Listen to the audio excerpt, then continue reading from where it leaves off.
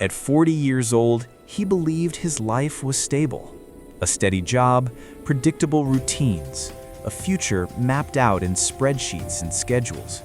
Then, one morning, under cold office lights, everything ended. A single letter, a short conversation.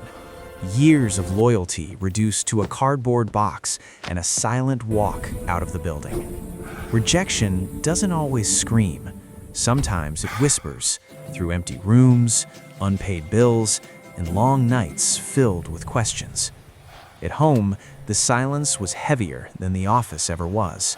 Bills piled up, bank balances shrank, rain tapped against the window as doubt settled in. He replayed the moment again and again. What went wrong? What now? As an accountant, numbers had always been his world, but now those same numbers told a brutal truth. Financial systems were slow, complicated, and broken, and for the first time in years, he stopped following routines and started asking questions. What if losing his job wasn't the end? What if it was a signal? In the quiet of his living room, reinvention began. No office, no investors, no guarantees, just a laptop, a whiteboard, and an idea. Day turned into night, spreadsheets became sketches, coffee replaced sleep, and comfort was traded for possibility. The first version failed, the second collapsed even faster. Error messages filled the screen. Rejection returned, this time louder.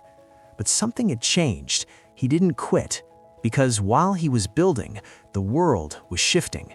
Cash was disappearing. Digital payments were rising. Businesses needed speed. People demanded simplicity. The timing was perfect. Suddenly, users appeared, then partners, then investors. What started in a living room became something far bigger. Numbers climbed, downloads exploded, and the same systems that once rejected him now relied on what he built. Years earlier, he was fired at 40. Now, his fintech startup was valued at $1.2 billion. No revenge, no loud celebration, just quiet validation. Because this wasn't a story about luck, it was about rejection forcing reinvention, and reinvention meeting the right moment in time. So remember this, getting fired doesn't mean you failed.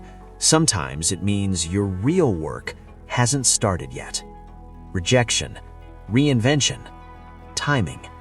That's how a fired accountant built a billion-dollar startup.